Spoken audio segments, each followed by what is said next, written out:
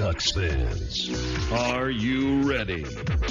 You are listening to the Ducks and Pucks podcast with your hosts, Mike Walters and Eddie Jones. This is the number one home for Anaheim Ducks talk and analysis. Here we go. Welcome to the show. This is your host, Mike Walters, along with my co-host, Eddie Jones, and we got a good show for you this week.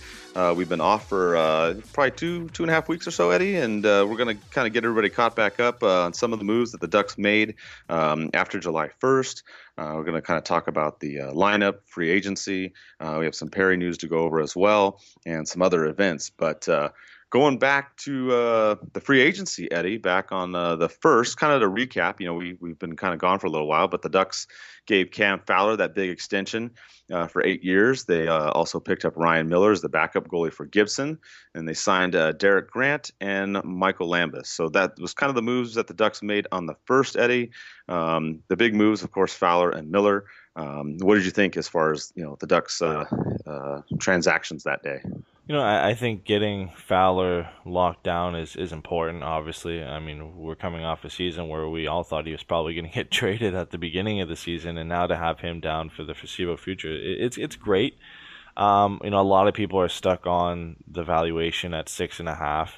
I think it's a little high for right now, for what you're getting for Fowler right now, but you got to remember, too, he's only 25.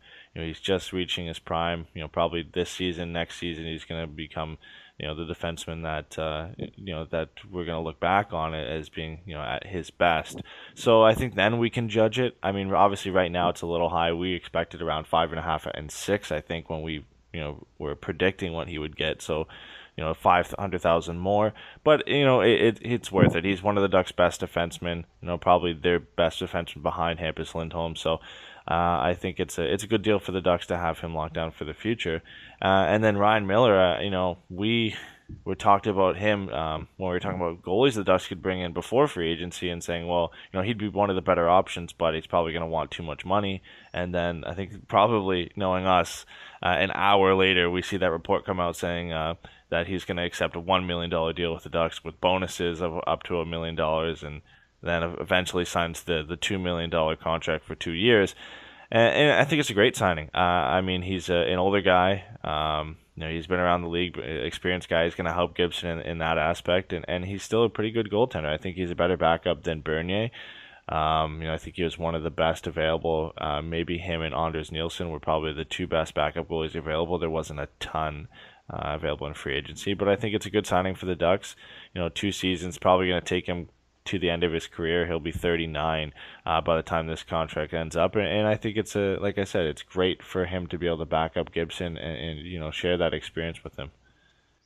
Yeah, and that was a fan question we had from Siska. She asked, what did you think about Miller as Gibson's backup? Is he an improvement over Bernier, which you talked about? And I agree. I think he is going to be an improvement. Some of the Ducks backups, over the last couple of years haven't been so, great. We had Hudobin, had Brizgalov come back. Obviously we had Bernier, who you and I talked about this on previous shows. He did well in the regular season, and then obviously those last couple games against Nashville is kind of his undoing, which, you can look at it as he was cold. He didn't play for a while, which is true. But at the same time, he also gave up, a good amount of goals, especially in the last game. So I agree with you. I think Miller is an improvement. I'm glad the Ducks got that part ironed out. And I think it's good. And as far as Fowler, I'm right with you there. I think the term, 8 years, is not really too much of a surprise. I think we thought it would be 6 to 8 years. The cost maybe a little bit on the high side, but it's definitely a player worth locking down. So the Ducks got some moves done on the first, which was big, some stuff that'll help the team, and then they kind of went quiet after that, Eddie. I mean, the Ducks made some more moves the next day and then within the next week, and we'll kind of cover those briefly. On the second, they ended up signing Oleski and Saborin. Both those guys pretty much, minor league type players, guys that are going to help out down there. Maybe Oleski competes as, the 7th or 8th defenseman with Holzer, which, the Ducks gave him an extension as well. So they may see him there. He's a pretty physical guy. He'll get in fights and whatnot, but I don't know if we'll see him too much. Zaborin, he actually played with the Gulls last season, so he'll probably be back down there as well. So that was kind of the only moves that were made on the second, Eddie. Yeah, and pretty much all the moves made after this were depth moves, and we may see him come up, but like you said, with Holzer signing and coming back, he's probably the seventh guy. You also got to look at Larson if he's going to come up and play more minutes this year with the Ducks. Then he's a guy that could get a top 6 spot. That leaves Oletsky at an 8 or a 9, depending on who you decide to put in front of him. He played some serious minutes at times with the Penguins, but due to their injury issues, he played okay. He's a serviceable guy. He's been around the league. He knows what it takes to play the game. So it's not a great signing. It's not a headliner. It's not something that we're going to get excited about. But at least you have a guy who can step in and who's been there and done that. A guy who knows what it takes to play in the NHL. So. It's always great to have those depth guys to be able to step in, because if a guy like Holzer goes down or Bieksa goes down, even Manson or some of the top guys, you have a guy who can step in and obviously isn't going to replace them, but is able to fill a hole.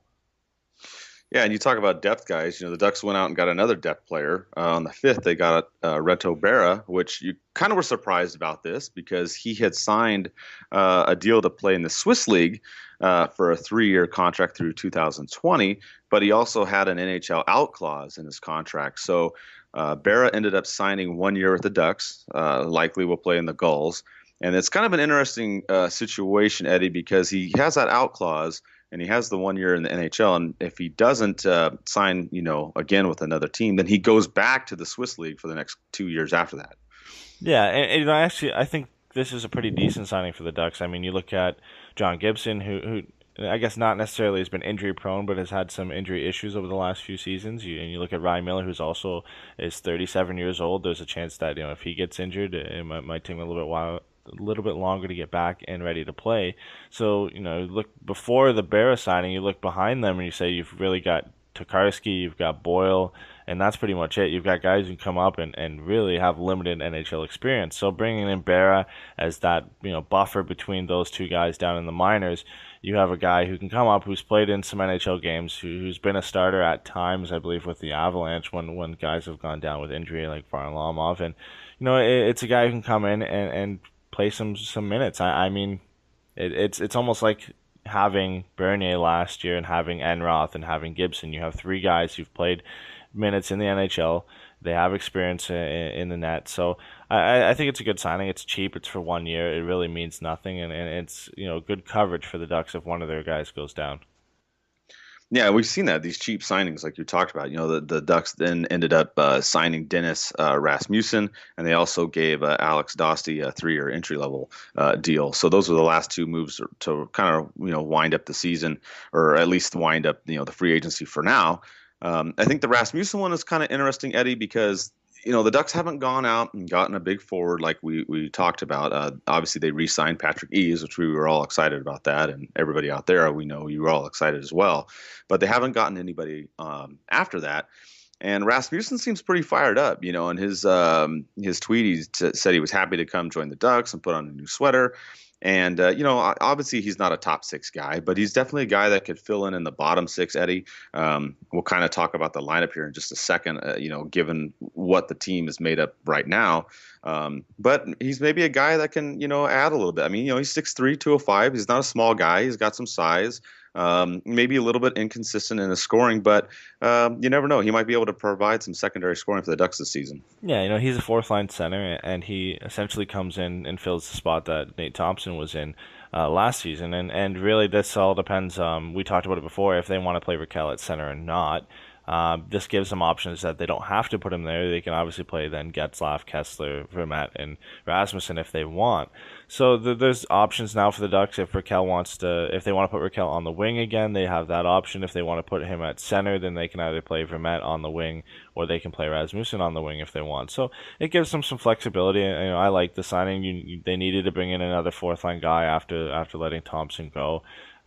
He had a decent season with the Blackhawks. Like you said, he's not going to really light up the score sheet, but he gives them some depth and possible secondary scoring, which is something that they were lacking last year.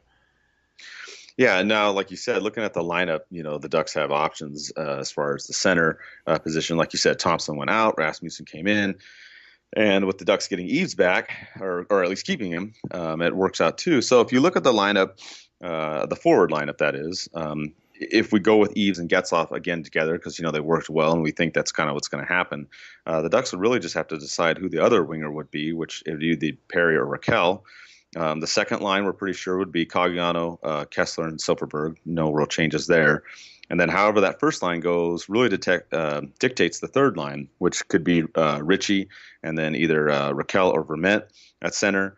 And then if Perry's on the first line, he could be on this line, or maybe Casse. So it's kind of a mix there, Eddie. I mean, obviously the fourth line is going to be all the remaining players, but it'll be curious to see what they do with Perry and Raquel as far as putting them either with Getzlaf and Eves, or maybe putting them down on that.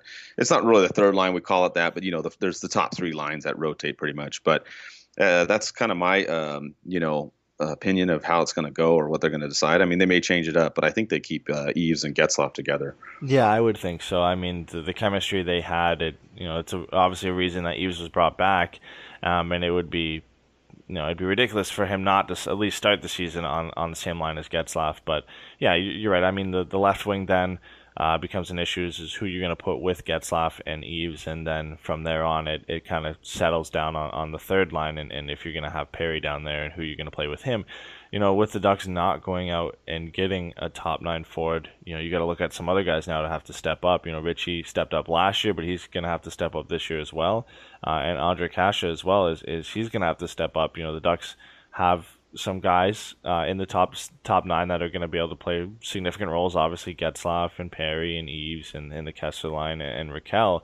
But from there on, there's a couple holes. Obviously, like we just mentioned, left wing on the first line, there's a hole there.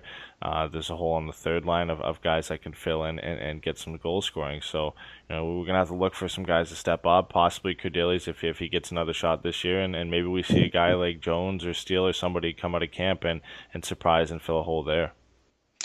Yeah, and the big topic really this last couple of weeks is, with the Ducks not doing a whole lot after, just a little bit of those signings a week after the first, is, have the Ducks done enough? That's been a question. Are they going to be where they're at, this coming season like they were last year? There's still free agents out there that you and I talked about. And we've talked about the team and how they're going to do. And we're still pretty confident that they'll do well in the regular season. We think they'll do well in the playoffs too. But what do you think, Eddie, as far as, you talked about some of the holes in the lineup, the forward depth. Do you think the Ducks have done enough? Are they good enough as they are now? Or do you think they should still try to go out and get one more player? Keeping in mind, the Ducks do have $4.3 million in their cap still, per cap friendly. Yeah, I think the quality of free agents left, it's not great. There are some guys out there who could possibly fill in roles on the Ducks' third line. You look at Thomas Vanek. He's an option for the Ducks. Not a huge fan of Vanek, but he's, if you look at points and who had the most points last season, he tops the list of available free agents. Obviously, Jaromir Jagr is still there, and deciding if he's going to play another season in the NHL. You look at Yuri Hudler as well, Drew Stafford. These are all guys who are still available and can play top 9 minutes in the NHL. So there's some options out there for the Ducks. You're going to get them for cheaper because they are still around. I don't see any of these guys probably signing for any significant money or getting any raises based on their play last year. So there's options there. I was hoping that the Ducks were going to make a trade and bring in a top 6 winger, a guy like maybe Tatar or James Van Riemsdyk or something like that. But obviously, that didn't materialize, and it most likely won't happen until either the trade deadline or even the off season for next season. So, there's some things they could do. If they're going to do it, I really don't know. I think it looks like they're going to go into camp and see if any guys can make the lineup out of camp, and if not, then they're just going to go with the roster that they have right now. Yeah, I agree with you. I mean, some of the players out there you mentioned, that they could get cheap. I mean, obviously, a lot of fans ask about Jagr. Of course, he's one that's out there. More right wing. Obviously, Ducks kind of need the left wing depth more. But I mean, that's one to keep an eye on. Which I mean, he may retire too. I mean, the way it's going, it's kind of been a while now. His phone's not ringing off the hook anymore. We haven't seen any more of those tweets, so you haven't seen that. And then, unfortunately, your boy Tatar signed a multi-year deal at Detroit. He finally got that ironed out. So, not saying that he couldn't be traded later in the season, but at least as far as now, there's not really a chance of that happening in the next couple months. Some of the other players you mentioned, I know I had an article written about him too. Is Vanek is one that's out there. Like you said, I'm not big on him, but he's an option. Stafford's another one, and Hoodler's another one too. He's had some health issues the last season, which could kind of cause maybe a problem. Maybe that's why Murray's trying to stay away. So there's not too many left wingers out there. That can play, in those spots. I mean, there's even Matt Cullen that's still on there, but it looks like he may retire as well. So he's getting up there in age as a lot of these free agents are. So there's just not a lot out there. And I really think that there's not going to be a whole lot of action in terms of the free agency coming up. It really looks like you talked about, Eddie, it's going to be who's going to come up, in the rookie camp and the preseason, and who's going to impress. And that's what some of the fan questions we've had is, who do you think could surprise? We had Eddie Richard ask that out of the camp. And obviously the big names come up there. We talk about them all the time. Steele and Jones, you have to keep your eye on them. Who else do you think maybe could, try to jump up in one of these spots since the Ducks haven't gone out and gotten a big name forward? Yeah, I mean, we saw him come up last year in Cali Kosilla. I think there's a chance that maybe he impresses out of camp and gets at least some time at the beginning of the season. Obviously, it's a little bit easier for him to start in the AHL because that's where he played last year. There's no issues of him having to get sent down to junior. So I think there's a chance that unless he wows, he'll most likely start with the goals. Another one is Julius Nautanen. There's a chance that maybe he makes the lineup out of camp if he impresses. Obviously, natural center, so there's a little bit of issue there. If a lot of guys do come out of junior and they end up playing wing before they play center. So it'd be interesting to see what position he'd line up with the Ducks if he did make the lineup out of camp. And then obviously we talked about him a lot as well as Jacob Larsson is a guy that we probably think is most likely to start the season with the Ducks and to get a spot out of camp. Right now Holzer is holding down that number 6 spot, and I don't see that lasting if Larsson can even just do moderately well in camp. I think there's a chance that he's going to make the lineup and play significant time for the Ducks this year. So, yeah, I mean, you look at those guys, but like you said, the two big names are Sam Steele and Max Jones, and seeing if they can impress and make it out of camp. I think Max Jones probably has the better shot. He's a bigger guy, gained some weight, bulked up in the offseason. Looks like he's physically ready for the NHL.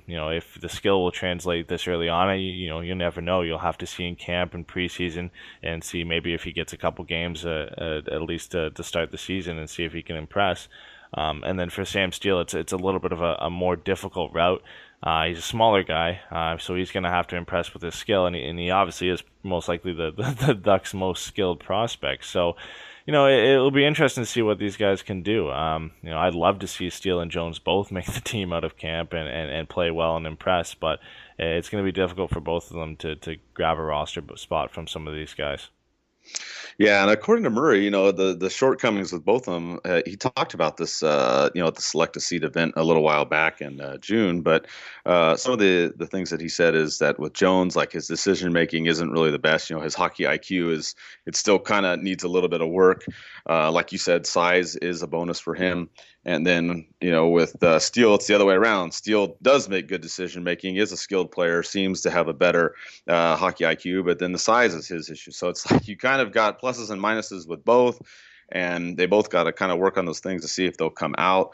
I don't think either one makes it out of camp this year, but, there's a chance one of them may. We'll have to wait and see. It just seems like might be kind of a jammed field, but with the Ducks not getting a big name forward, they have a possibility. Another one's Cardillas too.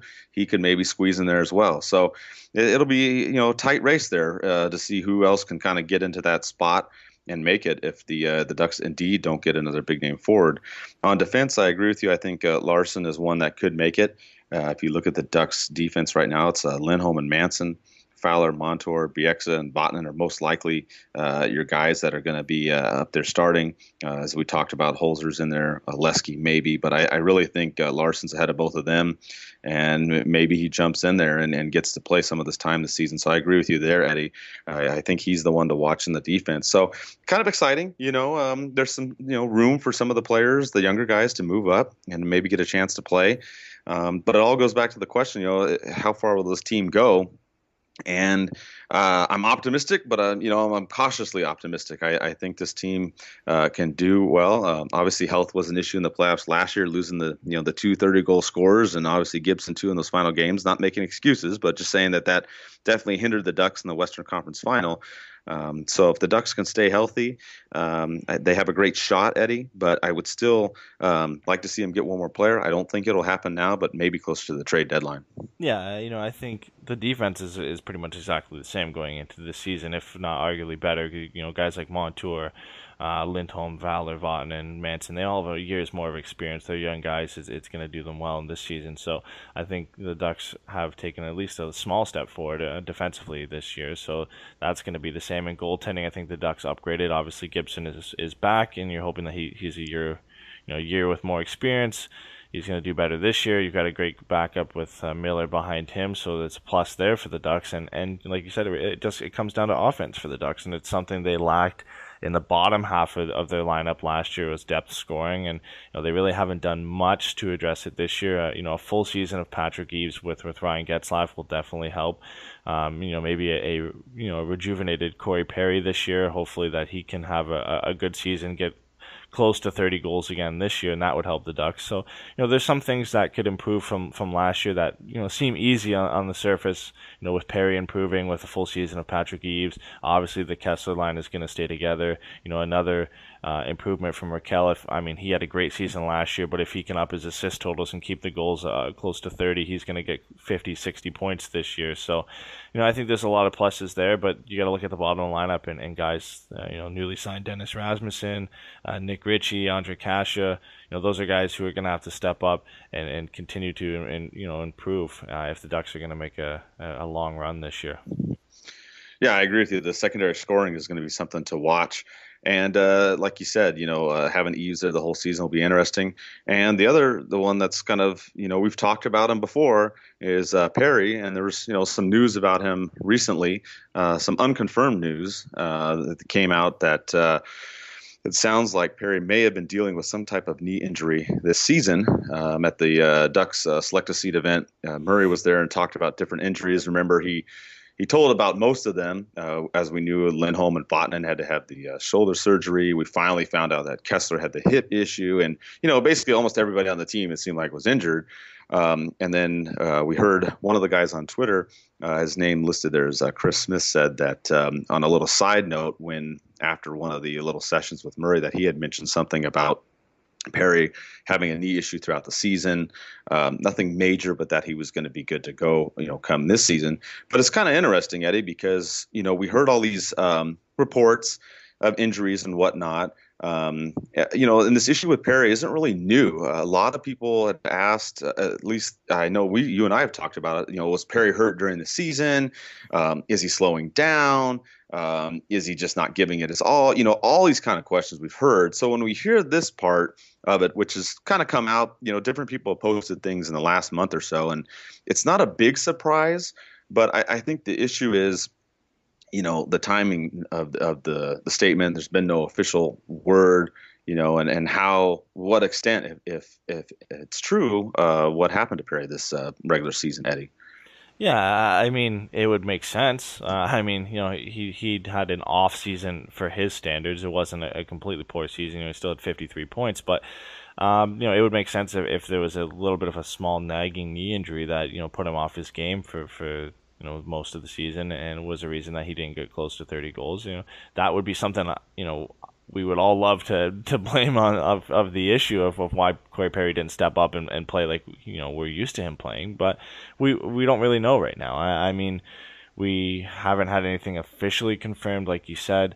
Some people have said that he said it at the end of his press conference, and I just think I not that I would love for him to be hurt, but you would love for it to be true, essentially, because you would want him to be able to come back next year fully healthy and play like the Perry we're used to seeing. But, it's just a little bit weird. Why would they not mention it when they mentioned the Lindholm and Vatanen had shoulder surgery and Kessler needed hip surgery, and then why not throw in there, oh, Perry also played with a nagging knee injury all season.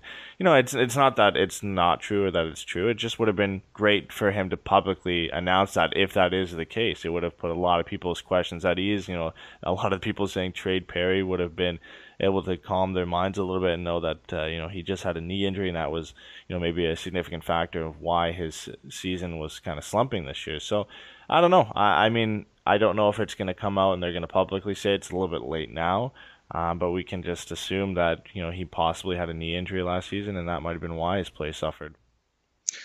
Yeah, I mean, it is kind of interesting because, Kessler was kind of the last one. And we kind of heard things, throughout the season, more towards the tail end of the season, that Kessler had some, little nagging things here or there.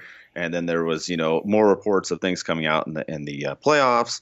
And when we hear these things, we usually don't say anything, because if we do, whether it's true or not, we don't want to say anything, because then I'll get a phone call from the team, which that happened way back in the beginning when I didn't quite know what I was doing in the beginning. But I learned that, especially during the regular season, and even more importantly during the playoffs, not to say anything, but we had heard stuff about Kessler during the playoffs.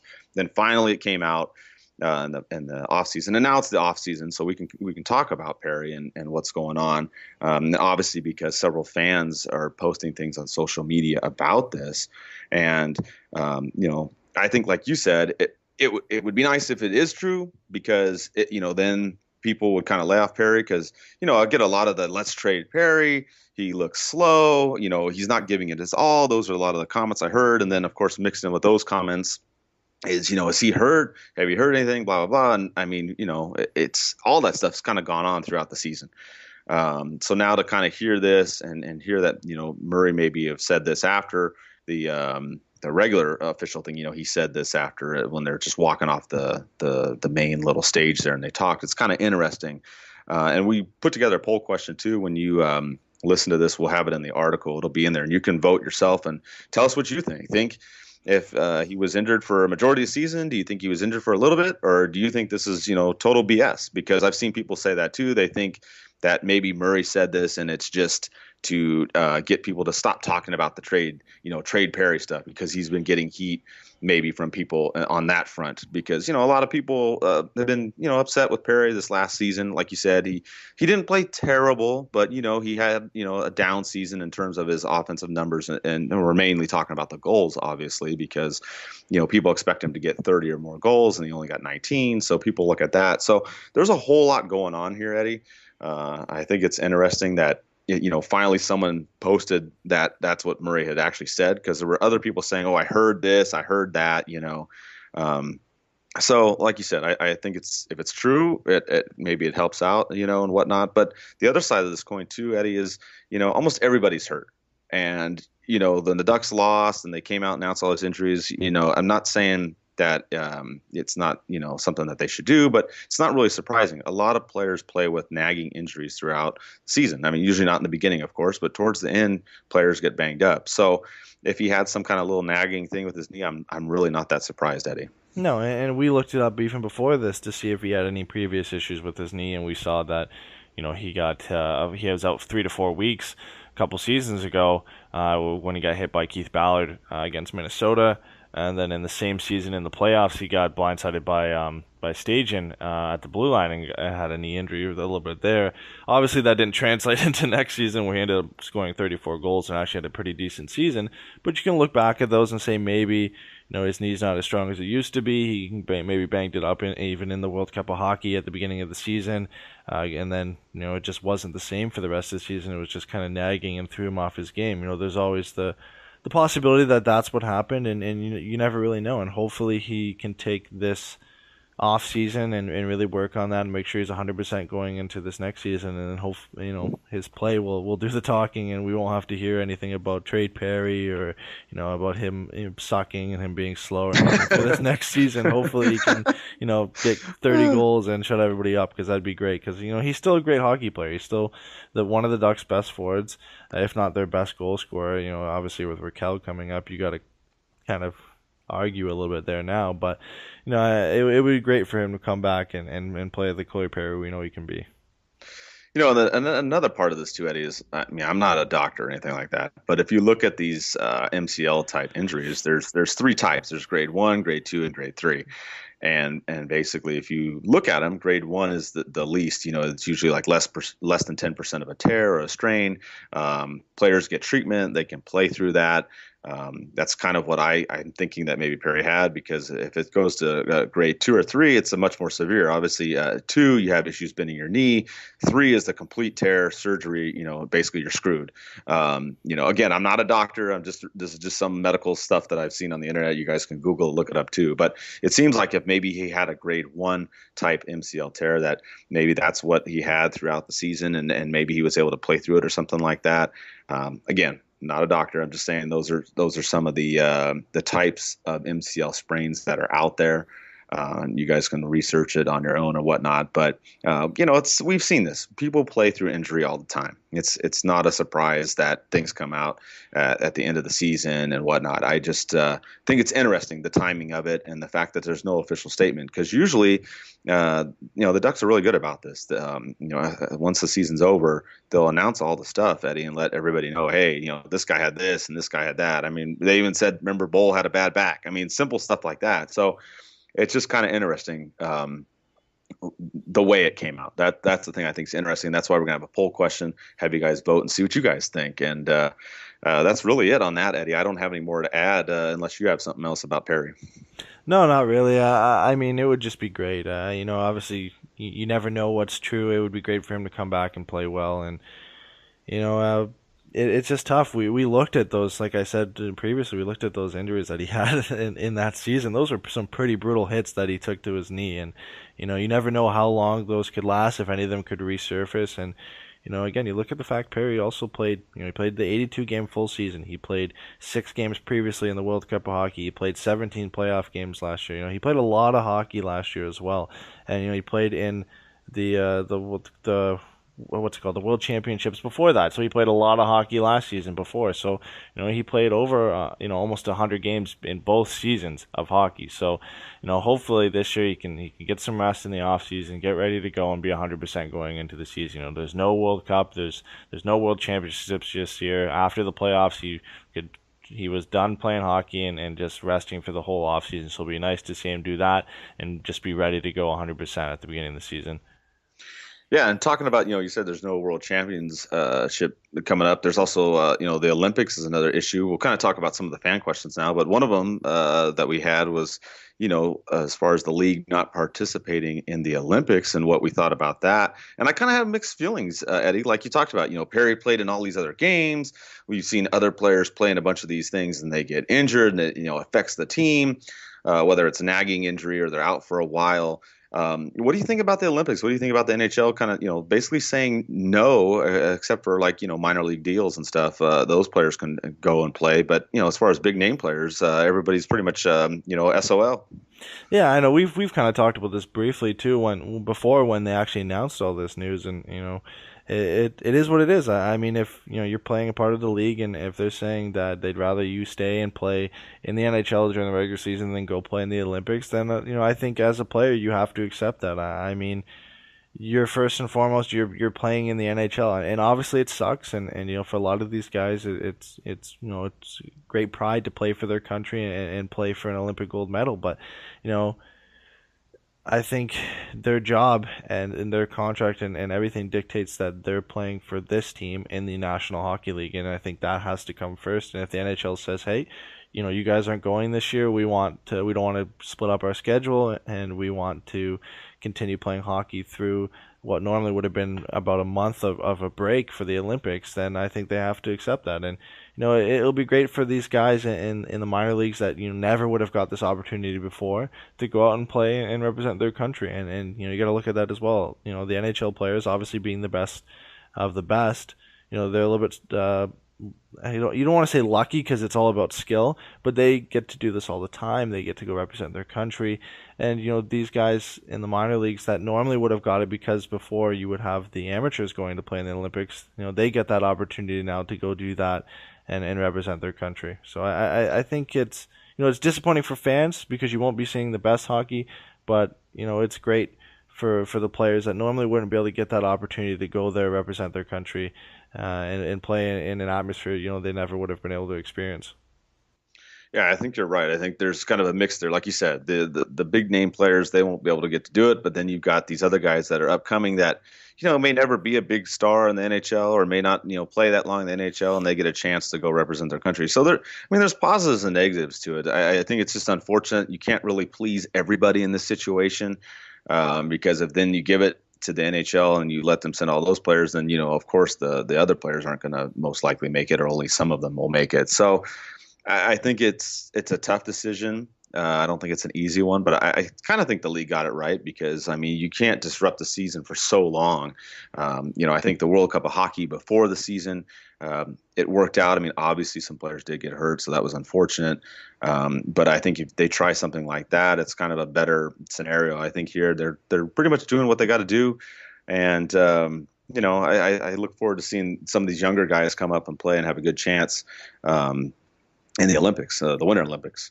Another issue kind of with the league that was brought up too by another fan, Eddie, was George. You brought up the whole advertising on the player jerseys, which this is another topic you and I talked about before. Obviously, I don't like it, but it's up to the league what they're going to do. I hope they don't go crazy with it, but if it ends up being like NASCAR on ice, I don't know. That's something that could happen. You could see these jerseys with Home Depot and Target and who knows whatever else thrown on there. I think most fans would be in agreement with us and say no, but I really haven't heard anything new. Obviously those Adidas jerseys came out. You saw all those crazy changes that the Ducks made to their jersey. Wait, never mind. The Ducks didn't make any changes to their jersey other than a few things. But you saw how the jerseys didn't really change a whole lot. Some did, but not a lot of them. So as far as the advertising goes, I haven't heard anything, Eddie.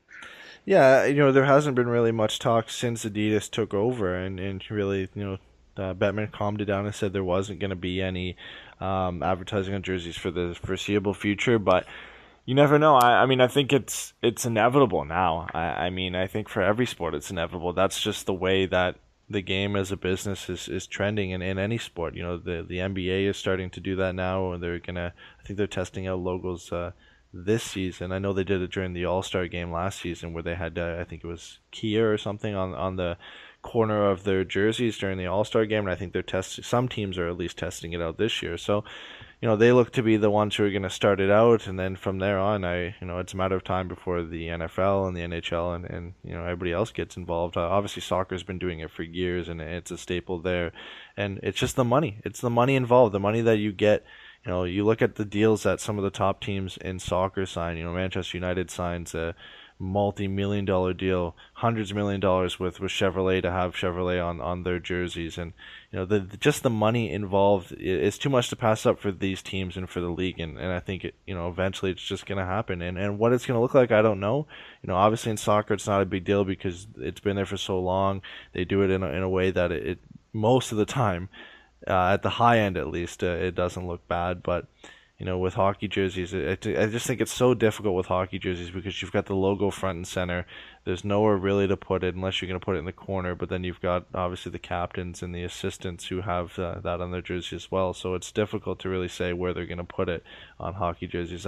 They could maybe possibly make it look good, but it's just hard to see. It's something we'd have to wait and see when it happens and really judge it from there. Yeah, I think you're right. Like when you look at a jersey, no matter what team, you've got stuff all over it already. Like you said, you've got shoulder patches. They had the Centennial patch. They've had, the C and the A.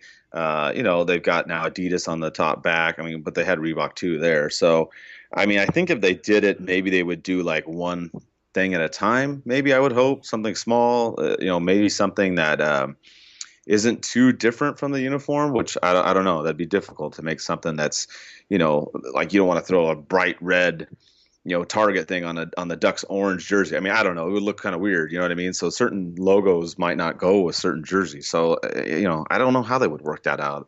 But I would hope that if they did, it would maybe just be something small and like one of those other patches, and they just put it maybe on the shoulder or somewhere, by the hip or something on the, the bottom of the jersey. But nothing new. Obviously we'll monitor that. And if something comes up, we'll post it. The only real other question, this is more related to the Ducks, Eddie, is Gary asks if the Ducks are going to, trade one of the defensive players to try and go out and get a forward. You and I kind of talked about this in the last several podcasts, and as of now, I don't really think they're going to do that, Eddie. I mean, obviously, Vatanen was the big talk. We had the Vegas draft, and Stoner and Theodore were gone. So after that, that pretty much ended that conversation. I don't really see the Ducks making a trade. Not at least right now. I mean, maybe during the season, but I don't see them really doing a whole lot in the next month or two. Yeah, I think it's a little late for that to happen now. I don't see them. If anybody was to be traded, we always talked about this. It was going to be Vatanen, and really there's no chance of that happening before the beginning of the season. And it's something that you probably wouldn't even see at the deadline unless a guy like Larson can come up and step in and play top 4 minutes, and Montour can come up and play better than he did last season, even though he played excellent last season in the time that he had. So, that's the only way I could see him getting moved before the next offseason is if those two guys can step up and if he slumps or show that he's not needed right now. But even then, I mean, I think the Ducks would just keep him and have him for depth going into the playoffs and then decide what they're going to do in the offseason because he's signed for the foreseeable future. They have that flexibility to work with, and I think next offseason will be interesting for the Ducks. I think depending on their play this year, that's what will kind of show what they're going to do. But with guys like Montour going to be a year older and having another season of experience under his belt, with a guy like Larson most likely going to play some role for the Ducks this year, next offseason would be the time I think that you would see them move a guy like Vatanen for a forward. Yeah, and don't forget Bieksa comes off the books too. So I know everybody will clap over that one, and that's $4 million. So that's another spot will be open. Whether that money's used for Manson or Gibson or another player as well down the line, or a combination of that. So you have that to look forward to. Obviously it's another year away, but that's kind of where they're at right now. The Ducks are looks like they're kind of put, ready to go for the season. There's some events coming up. The Ducks will have their rookie camp coming up. I know you all miss hockey. It's going to be September 7th and 8th at Anaheim Ice. So you have that to look forward to. They're also going to play in the rookie showcase. They have some games up in San Jose. That'll be following that weekend of September the 9th through the 12th. They'll be up there playing some games. You also have the Fedoran Cup coming up too. Again, that'll be August 26th, also at Anaheim Ice. So you have that to look forward to. There'll be some Ducks players playing in that. So there's a couple of events coming up. I know it's another 3-4 weeks away for you to look forward to. Enjoy summer for now. Obviously, some of the Duck players are, Eddie. We had some other news too. We had Silverberg got married this last weekend, and Patrick Eaves won the ping pong tournament too, as well, third time in a row there. Yeah, I mean, he pretty much goes there and he owns the event. But 3-time Smashfest champion for Patrick Eaves. I know we all saw the videos on social media that were pretty funny. But as for Silverberg, hopefully he doesn't get the curse of playing a bad season after getting married, because it seems to happen, at least with Ducks players from what we've seen. Obviously Perry last year, but I don't know. We hopefully not. I mean, he's going to be going into a comfortable situation. He pretty much plays on the same line that he has for the past 3 seasons. So if anybody's going to prove there's a curse, it's going to be him if he slumps this year. So, but yeah, I mean, it's we're picking on some small news here because we don't really have much to go on. Yeah. We're focusing on Patrick Eaves winning a ping pong tournament. That's how deep into the summer we are right now. So, but yeah, I mean, if we really can't wait for the season to start, and it'll just be great to see everybody get together. Obviously, like you just mentioned, the rookie tournament, the preseason games will be coming up for Fedoran Cup. So, really can't wait for all that stuff when we actually have some actual news to talk about and some actual games to discuss. Yeah, exactly. Maybe some confirmed news would be good too. But yeah. The other thing is just keeping track of all the events. If you go on Twitter and Facebook, the pinned tweet or post, it still has the Ducks transactions up there. We've listed everything that's happened from the draft. If you missed anything from that, we've got all the signings. Obviously, there's no trades posted, but if one does, we'll put it on there. So you can go back and look at that. It links to all the articles. So if you want to read about a certain player and look up some stats or whatnot, it's all on there. So check that out.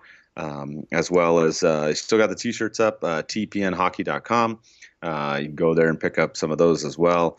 And, we'll probably be back. I don't know when, Eddie, maybe a week or two. It just really depends on what happens. The news has been very scarce the last couple of weeks. So it'll probably be about 2 weeks or so, I would think, Eddie. Yeah, I mean, it all depends. Maybe the Ducks go out, knowing our luck after this, they'll go out and they'll trade Vatanen for like a forward or something and sign like 3 different free agents, and we'll have to wait till next week to do it. That's usually what happens. But yeah, I mean, we're used to this in the summer. Usually there's no news late July to August. So yeah, I mean, hopefully we can do one next week. Hopefully something comes out, but probably 2 weeks from now. Yeah, I agree with you. I think we get cursed with news coming out like an hour after we do a podcast. It seems to have happened a lot of times. So kind of glad that nothing's happened recently. But we'll see what happens. And like we said, depending on whatever happens with the Ducks or maybe something with the league, we'll be back, if not in a week, in 2 weeks. Until then, enjoy your summer and let's go Ducks.